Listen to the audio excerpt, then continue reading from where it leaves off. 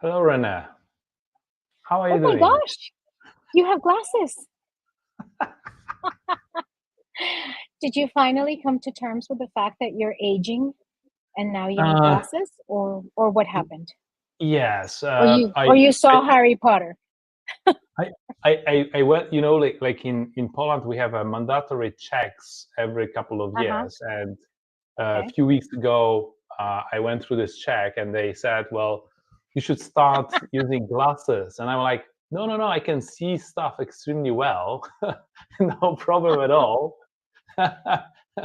but but nevertheless, they said, you should wear them in the evening, after the full day of whatever you do in front of a Mm-hmm. computer. you should start Mm-hmm. you should start wearing a glasses. So I went, and I To did, rest your eyes. to rest Yeah. your eyes. Yes, in the evening Mm-hmm. specifically, when the light Mm-hmm. is not so good. Mm-hmm. So yeah, I Mm-hmm. still have a really good eyesight, but you know Okay. Well, how they are you look doing good. today? They look great. Yeah. They look I good. am. They look great. Yes. Yes. There you go. I love your background as well. It's very festive. Very have a magic Christmas, not magical. Sorry, a Have magic a magic Christmas. Christmas. It's It's very coming. nice. It's coming. It's coming. It's more and more places. I'm not Uh, ready. you're not Yeah, ready? no. I'm not ready, but I have a plan because I mean, it's not me, it's my wife that is really a good planner. And we already Yes. starting to have this, like, this Sunday I'm supposed to go and get the Christmas tree, buy the Christmas tree. Then probably, if they bring it on Sunday, that we're gonna dress it on Sunday. If not, maybe Monday or Tuesday with the girls. And Uh-huh. Uh-huh. there is a preparation. We need to order pierogi. We need Mm-hmm. to coordinate. So there's the whole coordination, system that my wife Yeah. has designed with my mom and my mom-in-law, who's gonna bring what, and we're gonna Uh-huh. have a really nice dinner together. Yeah, yeah. What is it? Next Sunday, the Yeah. 24th, the week after. Already. Yeah. Mm-hmm. So there is a Yeah. plan. There is a plan There's slowly. there's a plan. And it's not like this event doesn't happen every year, right? But I'm never ready. I'm one of those people that on the 23rd and the 24th, I'm shopping. It's It's very terrible. It's crowded. terrible. Yeah. One thing that I really don't like is we have like a big shopping mall just around the corner, Uh-huh. and starting now, it's already impossible. I'd rather walk nowadays than Uh-huh. drive, because around the shopping mall there are so many cars and it's constant traffic, non-stop. Uh-huh. Uh-huh. Unbelievable, completely unbelievable. Well, I'm just grateful for Amazon Prime. Yes, this is great. This is greght. I also do a lot of online shopping, but people, like, it's the challenge is that they might not deliver on time anymore. They might be late. Mm. Yeah, I know. That's why I can't leave it to the 23rd or the 24th. So I'm going to try. I still have a week. Let's see how I do. Okay. Yeah. I'm just wondering how many people are, if there's anybody, because Let's say recently, hello to us. say Say hello to us. hello. We haven't seen many people saying hello to us, but I know that there are a few We people get always lonely. watching, and there are a Yeah. few hundred people that are typically watching the replay. So if you guys are around, you can say hello, or just let us know that you are here, and then we Sure. can have some interaction. If not, we'll take you to the topic of today's conversation, which is all about the plan. Oh, Michelle. Michelle Cavana. Hello, Michelle. How are you doing? Hello. I'm gonna go We're back and. happy you're here. Mhm. Hey, Michelle. So good, so great that you are joining us today. So nice to Yes. see you. Um, uh, Michelle and anybody else that is. So we started to talk about planning for Christmas. That's one of the big irrefutable laws of leadership. If you fail to Yes. plan, you plan to fail. Yeah. So we're gonna be talking about the planning today. Um, the the specific law is the law of navigation, Renee. Tell Yes. us anything about it. Yes. Well, and I love the analogy used, right? Well, he's using a ship. I generally, I'm very grateful for Google Navigator or Apple Maps or Google Maps, whatever you have in your country, because I am a terrible navigator when it comes to, laying out different maps. So I need all sorts of, this is why I had mentioned that I hate the law. Not that I hate the law, it's not a strong point for me. So of course, anyone can steer the ship, but it takes the leader to chart the course. And also seeing when they need to change and take an alternate route. And for me, right, I'm great at the vision. I know exactly what I want it to look like in the end.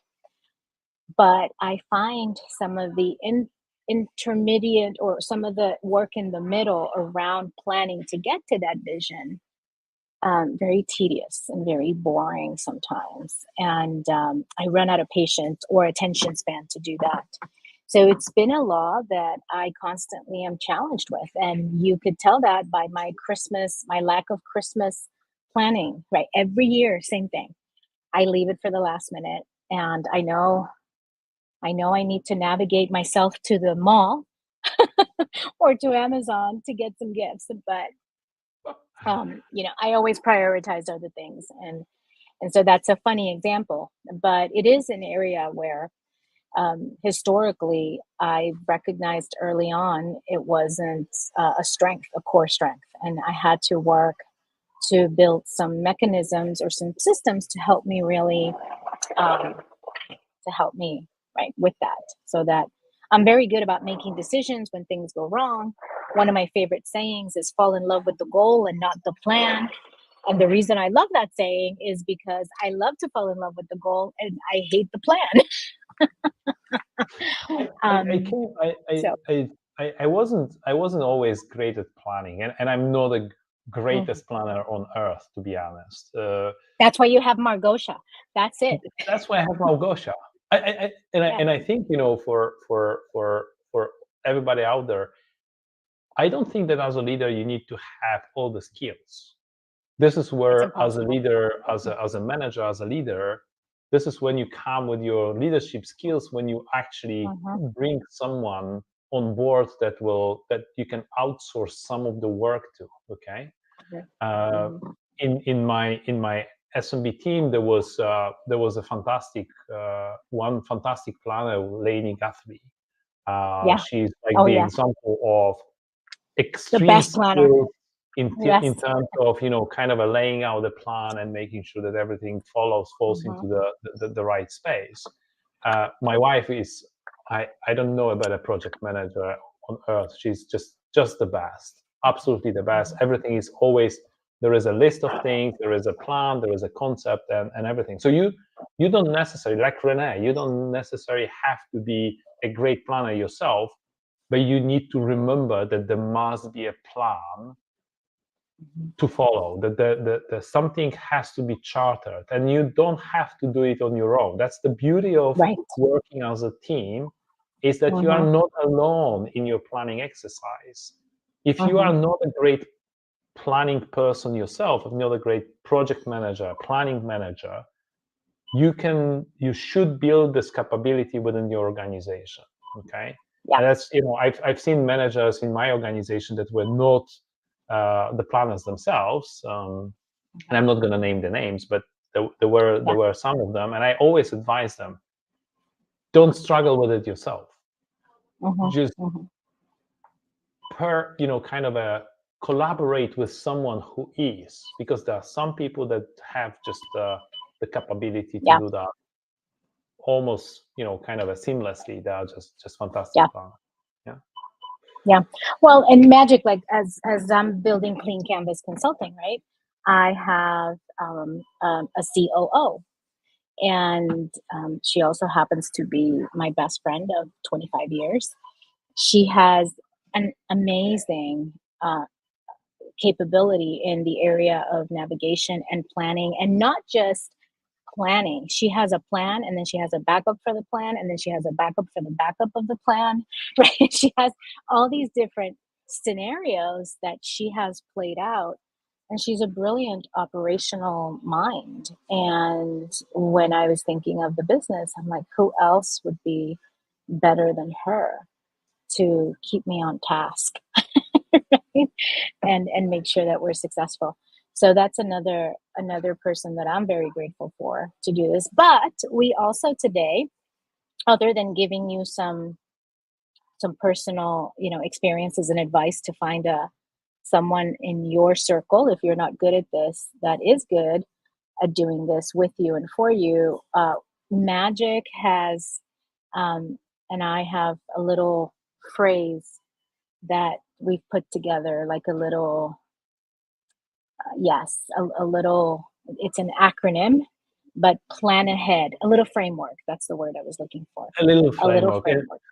And, Yeah. and again, you don't, again, I'm going to stress, you don't have to do it yourself, but you need to know those elements. So keep in mind, when you are putting together the plan, either by yourself or leveraging some help that you might have within your team, and believe me, those people that are really good planners, they will really appreciate when you will go to them and say, hey, Yep. I have a problem with that, help me, right? They will be more than happy to help you. But you need to still understand the framework and make sure, because at the end of the day, as a leader, you're accountable. So you need to keep this framework in your mind when you are putting together a plan together with your organization, with your team. And there are those plan ahead. It's a framework. It's basically the letters will stand for some steps that you need to follow. So the first step is predetermining course of action. And I think, when Renee and I, we were talking about this is when you as a leader come up with a vision. Predetermining course of action is you need to anticipate what needs to be done to achieve the desired outcome and set the clear direction for the team or the organization. You need to build a vision. You need to know what needs to be done. Nothing stops you from doing it together with others, but as a leader, you have to have this vision, and you need to be able to, put it on the table, at least for yourself.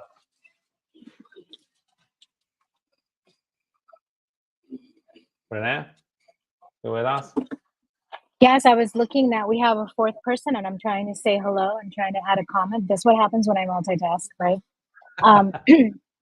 But again, this is kind of what I was saying about my COO. She has a predetermined cause of action in all these scenarios in case there are things in the plan that go astray, right? Certain amount of money, or we might be forecasting to count with a particular talent, or I'm in Florida, let's say we're doing an event and there's a hurricane. Right? There's different things, and I think COVID really, this was interesting, right? Because COVID taught us a lot about disaster planning, I would say, even though because it was kind of a disaster, right? And there's always something. We used to do these things called business continuity plans, right? Yes. And they were predetermined courses of actions in case there was a crisis. Interestingly enough, I don't think in any of them, we always planned for, weather events, or fires, or a terrorist threat, but I don't remember us ever planning for a pandemic, right?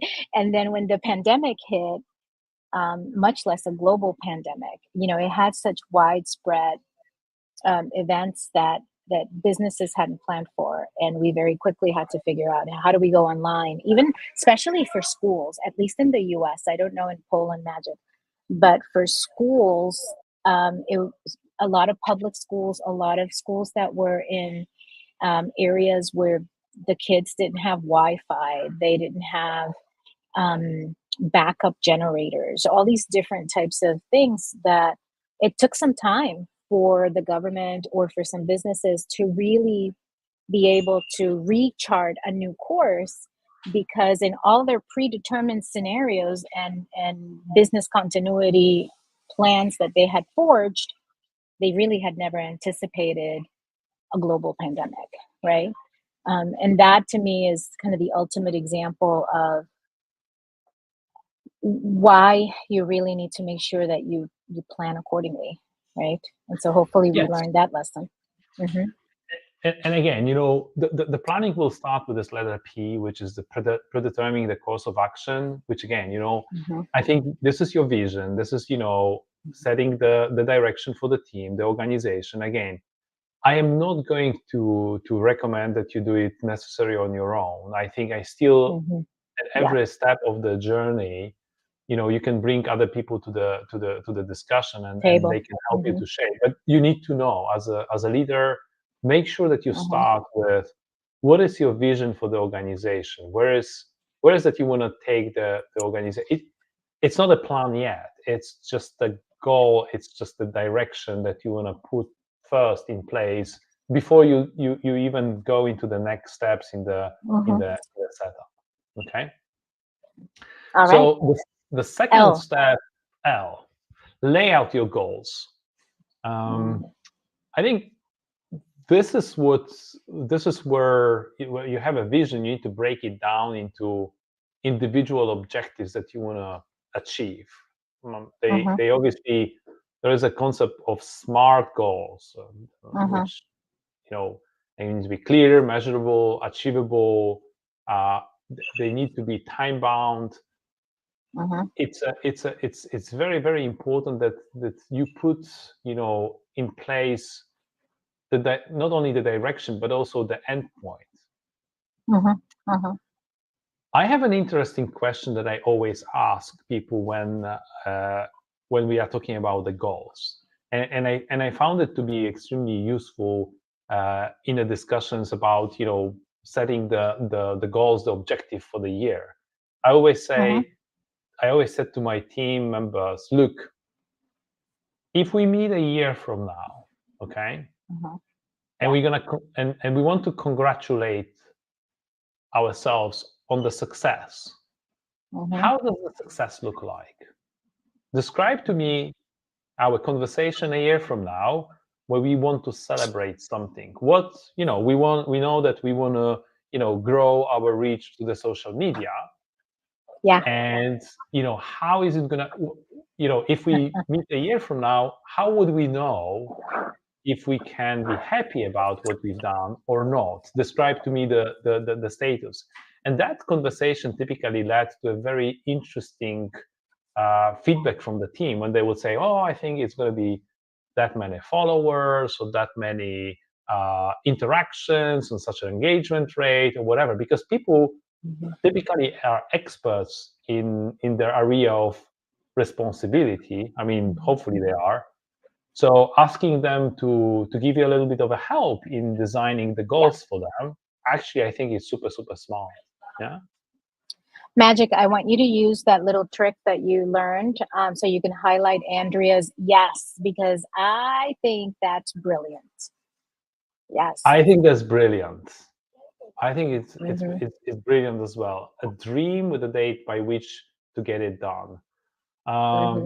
Very much true, Andrea. I totally agree with you. The date is a crucial, and it's done. It's but I would add to this that it's, you need to describe it together. You need to very specifically describe it. What is how the dream looks like, and that's why I think my kind of a concept. Let us know, guys, if you agree with this. But I think that this concept of how does the success look like a year from now? Yeah. It seems to be for me, it seems to be a very, very easy or very good way of agreeing on the goals for the years and laying them out very, very clearly for the organization. I don't know. Yeah, Magic. I love this concept of co-creation, right? I believe in co-creation, and that is when you really envision the future with very specific outcomes and with a date, and you write it down, right? You then now bring it from your head into a piece of paper. And then when you say it to the world, now you're, in many ways, the world is helping you stay accountable, right? Because you people do this with weight loss, they do it with sobriety, they do it with financial goals, right?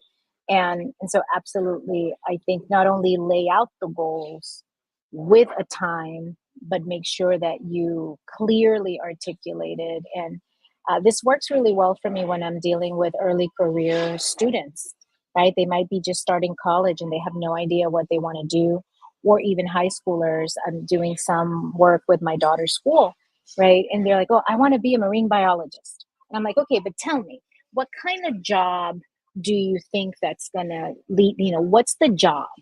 What's the everyday thing that you're going to do? Because like you said, you have to get really specific. Otherwise, I think sometimes people pursue these dreams thinking that it's going to get them to where they want to go. And it doesn't turn out to be that way. So that clarity is important as well. Absolutely. Okay, let's go with the A. Let's go with the A. A, it's adjust your priorities. I think Yes. it's going to be, first of all, I think it's important at this point in time that you really start talking to people about what you want to achieve, because at least at this point in time, if you didn't do that when you were designing or fine-tuning your vision, and when you didn't do that when laying out your goals or discussing the goals, I would say this is the probably the almost the last moment when you should bring people and discuss your concept. Prioritize them from the most important, from the most critical to the goals, from the most critical to the least maybe pressing, and then discuss it with people. Because I remember, Renee, I think it was a year ago when we were sitting in Munich with the leadership team, with the SMB leadership team, and we were discussing the different ideas. Yes, we had this discussion about what is the vision for the organization, the simple, most profitable SMB, simple, most profitable business. We had a bunch of ideas or goals that we wanted to put in front of the organization, but I think at this point in time, we have spent like a full day, I think, discussing and rediscussing and re-agreeing and challenging each other on how we should adjust those different areas. And I must admit that at this point in time, the recommendations from the team were invaluable, because some of the things that I wanted to do were maybe a little bit too ambitious. Well, or expensive, or they would take a longer amount of time than what we had in the horizon. So because I believe ambition, you should always be very ambitious. Your goals and it should be very scary, because that means you're dreaming very large. But then you have to really then kind of frame those within the resources and the time that you have to accomplish certain things. So I used to work with Lorena. You remember Lorena, right? Yes. And she would describe my visions as the elephant, right? Because they were really huge. And then she's like, how do I eat the elephant, right? One bite at a time, right? So we would break down, and your thinking is similar, right? You think in very broad, and when we were in that room in Munich, it was a lot like, oh my God, this is so huge. The SMB market is so huge. There's so much competition. There's so much potential. How do you really attack it and maximize it? So you kind of have to then break those you have to break it down into more achievable objectives, and then prioritize based on how much money and time, and like what's your triple constraint is what project managers would always tell me, right? It's either resources or time, or scope, right? Those are the triple constraints. And inevitably, right, generally, you have to compromise on scope so that you can deliver something within a certain time frame and within a certain budget. Right. Yeah. So that's what this reminded me of. So I think it's a perfect moment to bring your organization. If you didn't bring it at a very early stage, I mean, this is the perfect moment. The last possible moment. of bringing Well, no, is yes, yeah, not if I keep personal. I mean, yes, theoretically, I advise against that. Let me be very yeah, clear. Like doing stuff on your own and then surprising people with yeah, the information. But there are yeah. managers, and I've worked for managers that will kind of hidden somewhere in the kitchen, and then In a dark cooking room. some stuff Yes, in the dark room, and then yeah. coming out of the blue and say like, "Oh, that's stuff that I wanted to Ta-da! do," and expect everybody to understand it and follow it from day one. And also, kind of hush the disagreements, because I mean, your team, your organization might have a different opinion about things that Mhm. you want to do. You are not the alpha and omega. There might be some kind of a challenges that you haven't checked. So, Yeah. but if you are the dark, like on my own in the dark room development Mhm. person, and you'd rather keep your secrets to yourself, or maybe you are bound by some NDA that you cannot share stuff Mhm. before you announce. At certain point in time, you need to put people together and just tell them and put this into a discussion of the Yeah. organization. And again, discussion. It's Yeah. not a top-down exercise. Yeah, it's not a top-down Okay, so exercise. we've covered plan, We've right? covered plan.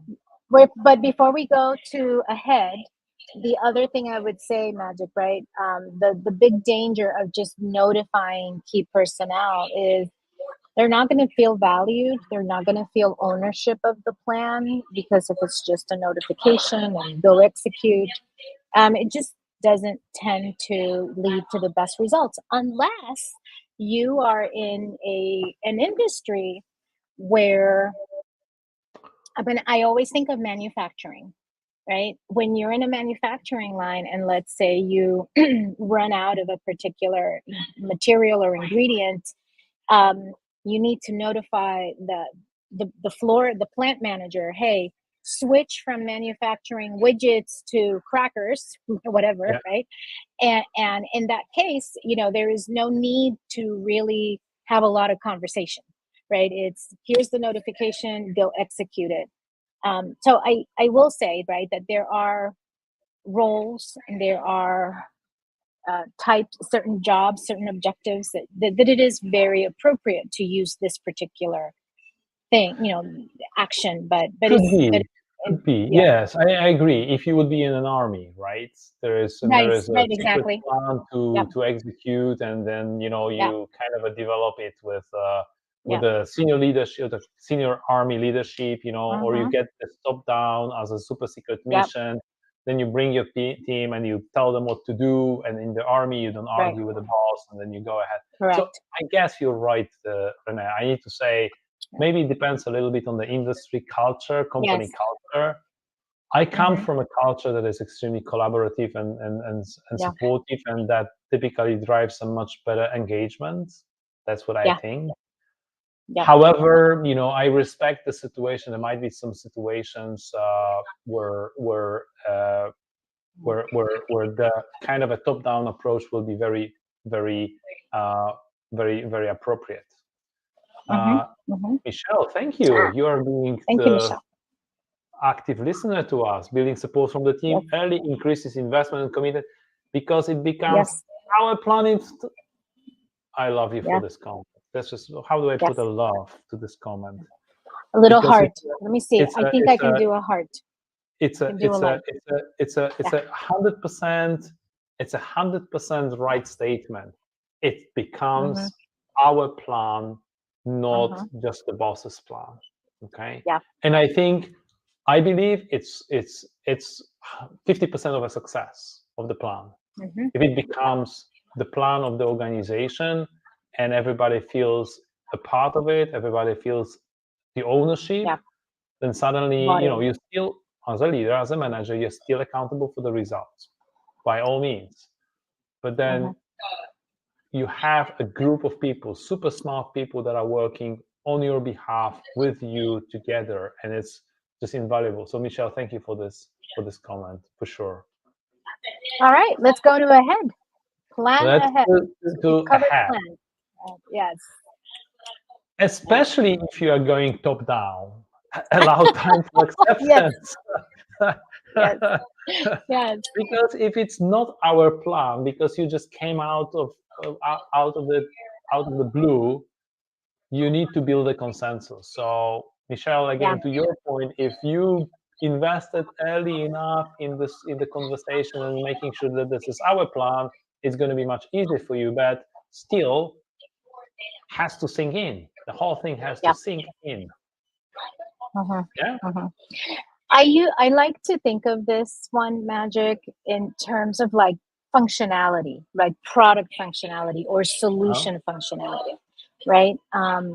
Whenever there's a new release for the iPhone, or I have a MacBook Pro that has the touch bar on the top, right?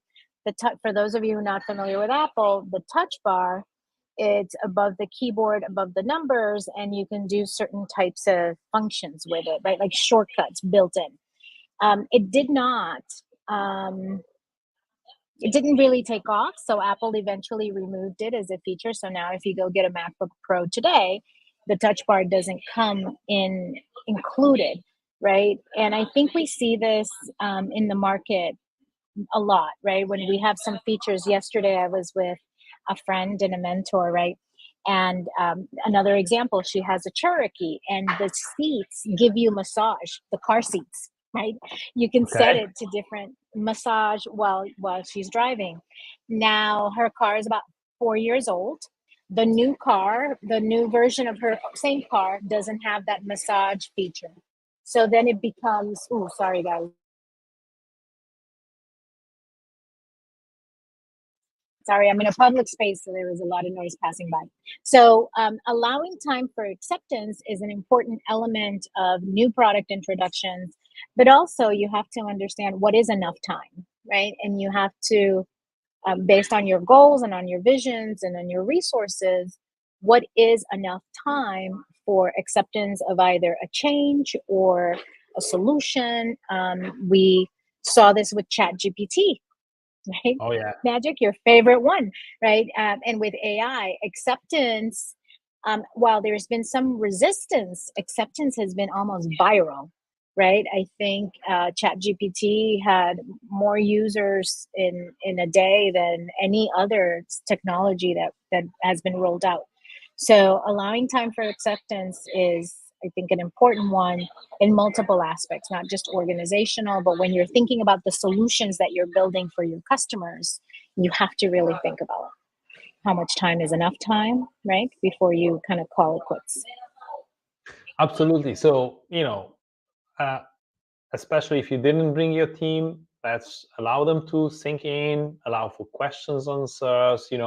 I understand there is no more space at this point in time for adjustments to the plan, but you need to make sure that you get the buy-in from the stakeholders, from the employees, from the leadership team, and also allow, if the large organization that you run, allow also time for the further communication, top-down communication to the other parts of the organization as well.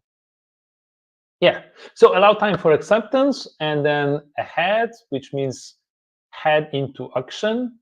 So everybody sunk in, everybody is on board. I This is love when the you little start character, by the way, yeah. little superhero. Get stuff done. Yes, get stuff If you done. don't if you don't move to execution, the plan becomes just a piece of paper, or a couple of slides, and then ongoing discussion. So yes, at certain point in time, you need to put a stick in the ground and you say, enough of the discussion, enough of the questions and answer. We need to move forward with the concept and with the execution, and you shouldn't give up on this. I mean, that's going to be the moment when you start. Typically, in the large corporations, there's going to be a kickoff. There's going to be some kind of back and forth discussion about like Mhm. kicking it off, starting to measure the results, ongoing measurement of the Yeah. results. That is something that you need to put in place and start move from the planning phase to the kind of an execution concept. Yeah. Yeah. Uh, And Magic, before you change real quick, right, is again, like we started earlier, saying you necessarily may not contain and be strong in all of these areas. So when I'm doing consulting around teams, I actually do bucketize people based on their strengths and their preferences, like who's the real good planner, the goal setter, and then who are the people that are the sparks that head into action, right? And when you have too much of just one thing, you really have to consider, how do you bring into the team whatever ingredient you might be missing? Because it's not that one is better than the other, it's that you need all of it. I was looking at your assessments, and I need to say it's extremely good. I've always tried to do that, on my own without any aids, right? Like because a team is a puzzle, right? I always said the team organization is a puzzle. You need to have each and every element in place so you can form a big picture. Obviously, you cannot have two elements of one type. So you really need to lay out, the organization and make sure that you have some people that are creatives, some people that are extremely focused on the execution, some people that are great with planning, some people that are great with communication. There are those kind of elements of the organization that if you put all the elements correctly, then you will be able to execute. And obviously you need one person that is like execution focused, like the driver. You have to be yourself. That's the ideal situation, but you cannot be everything to everyone. So it's good to have someone who can be your right hand in the execution phase, who's going to help you to put things into motion, who's going to put some pressure on the system to move things forward. Yeah. Agreed. All right, the E. The E. Guess what? You move ahead and you get problems. It's going to be bumpy. It's going to be bumpy. And I remember, many years ago, I had a $100 million plan that we have implemented in Poland back in the day, where for the first time we wanted to surpass the $100 million of revenue. That's many years ago, so I'm not revealing any company secrets anymore. And I remember that Q1 was okay, and during Q2 we faced a major challenges. So while Q1 was on track, maybe a little bit ahead of the schedule, and I was very, very optimistic, then Q2 became a nightmare, a real nightmare. And a lot of people were like questioning it a little bit. It's like, is it going to really be successful or not? And my position is, you need to address the issues, and you need to keep on moving. It's not, you have to anticipate the challenges if you can, but you cannot give up. And another anecdote that I wanted to share with you guys is always find in your organization a complainer. It's great to have a complainer in your organization. I love that. Yes, the naysayers. Yes. The naysayers. People say that this is not a good. The naysayers, they are distraction. Oh, you need them. No, you need them. Yeah. You need them. I love them. They are one of the greatest gifts that you can have in your organization, the naysayers. Because I remember one particular person. I'm not going to name the names again, but this particular person was the most pessimistic person I could ever imagine. Every time I had this idea and I wanted to do something, okay, I would go to this person and say, "Can you guys hear me? Hello,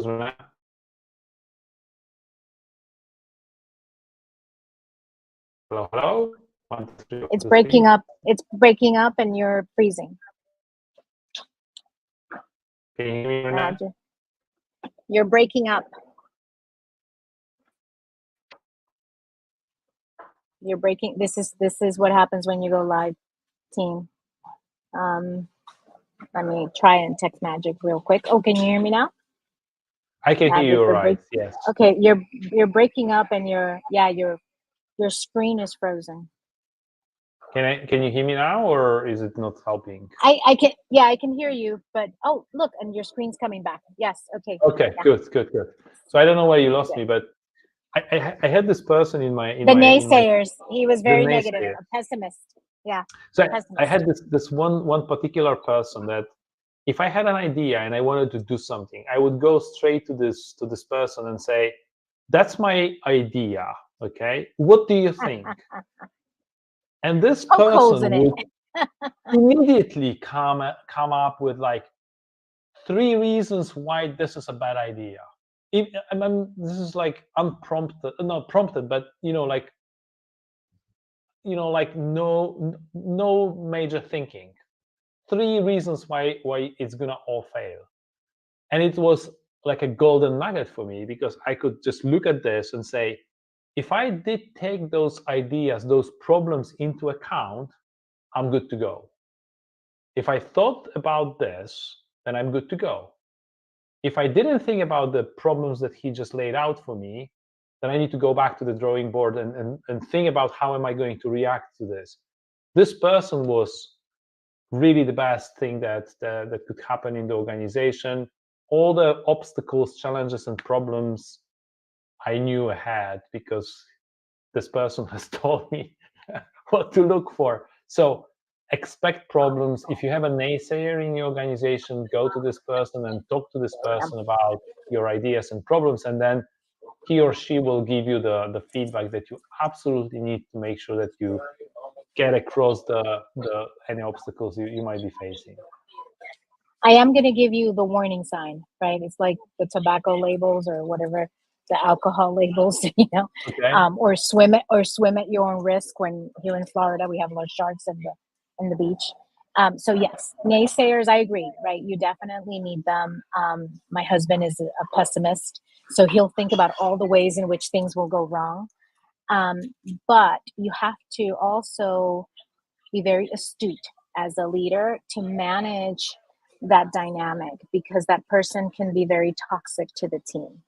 And you want to make sure that while the individual strength can be very handy and it can be harnessed when you're trying to figure out every challenge that you could face, it is important that as a leader you manage that person within the bigger team so that they don't really create an environment that's not healthy. Of course. But this is I agree with you 100%, Renee. But this technique that I'm just talking about, like going to this person for feedback ahead of a game, Yeah. it's a great way of kind of dismantling the opposition a little bit, because typically when those people were able to voice their opinion, the negative opinion, they are less likely to go around and voice this opinion to everybody else if they've been appreciated. And I always did show appreciation to this kind of people in my organization. I really like their negative feedback. Okay, I admire it, and that's a part of this process that you described, Renee, where you basically, instead of waiting for this person to blow in your face in a team meeting, Yeah. right? Yeah. Because it's going to be the same, and it's just a question of whether this person is going to be brave enough to speak up or not. And as a leader, Mhm. you want people to be brave enough to speak up, even if there is a Yes. problem, right? Yes. But Yes. this Of way, you course. kind of address the problem a little bit ahead of a game. You go Yeah. and you talk to Yeah. this person, and you find out what could go wrong. They feel appreciated. You can even Yeah. mention that during the kind of discussion with the team, and you can say, Reveal. hey, Yes. we Mhm. spoke with this and this person, and he pointed out that there might be some challenges with so let's be Yeah. prepared for this. And Yeah. that could actually dismantle the opposition. I don't know how to say it Yeah. better in English, but kind of address this Yeah. a little bit ahead of Yeah. the game, and not Yeah. cause a major disruption in the organization. Yeah. Yeah. So Yeah. here you go, there's Yeah. a little tip. Yeah. No, I agree. Agree. And in certain industries, we have something called a regulator, right? And the regulators are very good. They're usually, you think about this in the oil industry and healthcare, in industries where there's a lot of risk or regulations. And so those people are there to make sure that that they're expecting right problems, or that they understand what all the laws and all the pitfalls are, so that you don't end up making them, right? So we definitely, there's even a job role for it. So for those who maybe think that they're a little bit more pessimistic, maybe you should look into being a regulator as a career path. Regular quality control. There's a lot of, Yeah, exactly. No. But again, if you are the naysayer, you are very much needed in my organization. Yes. I really like Yes. working with you guys, and I will always appreciate your feedback, even though it might be a little bit grumpy. That's fine. Yeah. Yes. Expect problems, but always point to success. Celebrate success. Yes. Absolutely. That's Love this. like Yes. super important, right, Renee? It's like, focus on the positive side of the story, because that will keep people motivated, and it will continuously remind everyone the vision, the objective, where is the end goal, what is the dream, with the date by which to get it done, as Andrea said. Yeah. Success. Celebrate success. I'm going to give you 2 examples of this one. I'm going to first give you the non-work related one, because I remember when I was potty training, whether it was my dog or my toddler, doesn't really matter, right? The same components apply. It was a system of rewards, right? For even attempting to go to the potty, or attempting to go to the grass, or, it's you reward not only it micro rewards at every little step of success, and not just leave it and have it be a big reward at the end. You want those too, but you want to make sure you're keeping the team motivated, the person motivated, and saying, yeah, it's a great step, right? You're going there. And so, it's something that I did with both my golden retriever and my daughter when she was little, and it worked really well. But even with in a work situation, right, when we have new sellers in the equation, right, and especially now that this thing has become very, very handy with texting, but not a lot of interaction on the phone, or even Zoom calls, where you now have a lot of video calling. Some of the early career salespeople get really intimidated, and they're following these scripts, and they're doing these things, and like, they're just humans, right? Talk to people like human beings. And even if you're just celebrating that little success of them calling and not getting someone hanging up on them, right? Those little successes are important, and they need to be celebrated. In project planning, when you meet a particular milestone, Lainey, you mentioned her earlier, she was really good at that, at making sure that, hey, if we registered the right number of people, or we, every little milestone that we accomplished throughout the project, she would highlight it, and it would just keep the team energized. So it's always, always, always important to highlight the successes. Otherwise, people will get very demotivated. We used to have quarterly meetings, and we used to have a weekly discussion where the community would come together, and that was always a point to show something positive about the progress that we've made. Yes, you have to be mindful about the failures and the challenges and everything, and you need to discuss it as well. But when you go publicly, when you have all the team together and everybody is there, you shouldn't rush, and you shouldn't just be gloomy and complaining and everything. It has to be a positive message. Celebrate what went well, okay? And again, if you highlight what's good, you don't need to talk about what's bad. Why? Right. The people Everybody knows. the people that didn't do their job, or that were not celebrated, it's painful enough for them. They will know, okay? They will know. If you celebrate the success, the people that haven't been celebrated, they will know. that they have room for improvement, and it will be motivational for them to accelerate, whatever they do. All Okay. right, the last one. The last one, D, and the D is daily review a plan. I'm not sure if daily is it's like the real story behind it, but you need to do it very, very often, and maybe daily review. I mean, every day review a piece of a plan or a certain track or a certain kind of area. But people typically laugh about big corporations having those reviews and everything. I don't think it's a bad idea. Okay, obviously, review for the sake of a review it's a waste of time. Yeah. But if you have a plan, if you have measurable objectives, and you have a tracking system to track the progress, you have to use it. I mean, you just have to use it, and regularly have a discussion with one piece of organization, with one team, second team, third team. Follow up on what is the progress that they are making towards the common goal. Yeah.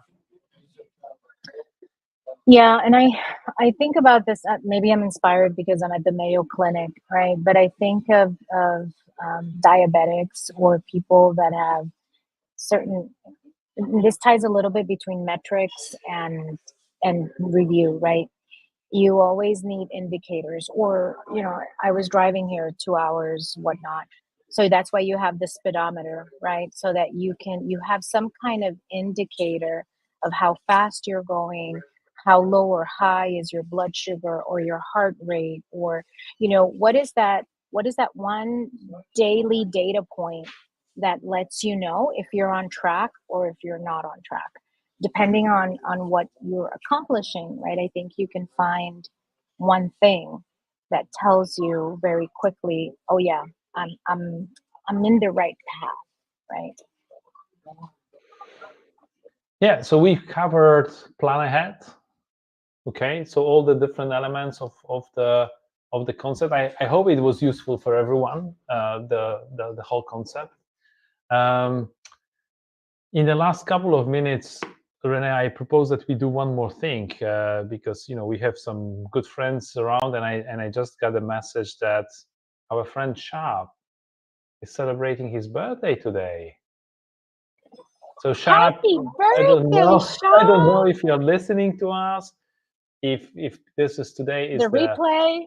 Yeah. Today is the 15th of December. So if you are listening to the replay and you're late by a day or 2 or 3, give a call to Shab Marina and give him a shout and let him know that he is a fantastic guy and a fantastic person and a great person to work with. This year, he celebrated his 30th anniversary with Hewlett-Packard Enterprise.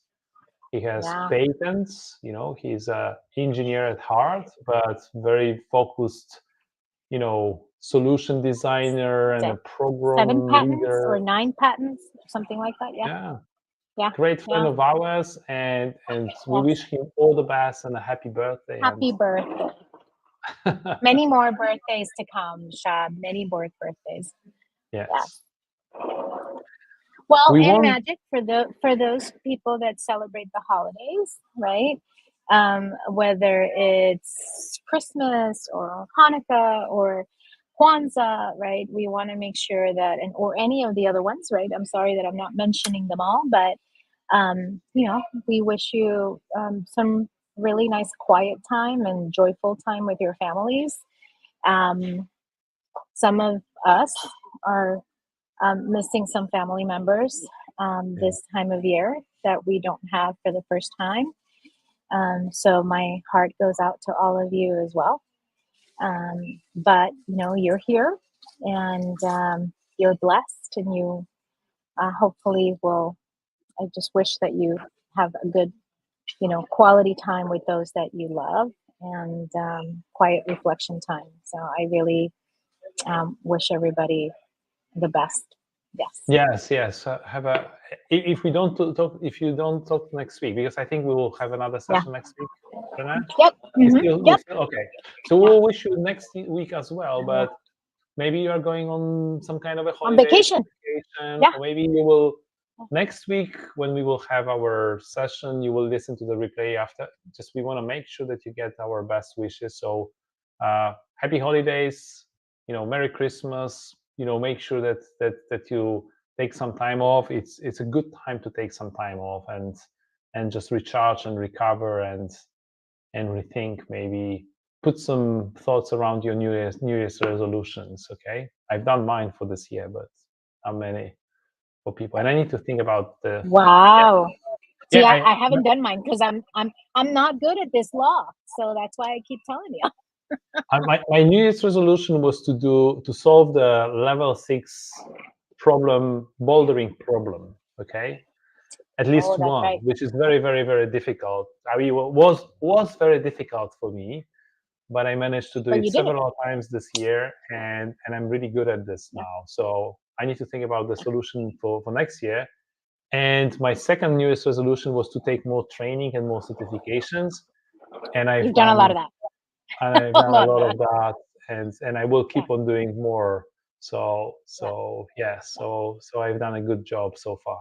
Okay, see you everybody next week. Thank you so much, Andrea, Michelle. You've been very active today. We really appreciate the interaction, and whoever is watching the replay, put some comments, likes, and let us know what you want to talk about. But next week, law of addition. We're gonna be covering law of addition. This one I really like. Okay, good. Yes. We'll have a good Yes. conversation. Thank you, everyone. Speak to you later. Bye, everybody. Bye.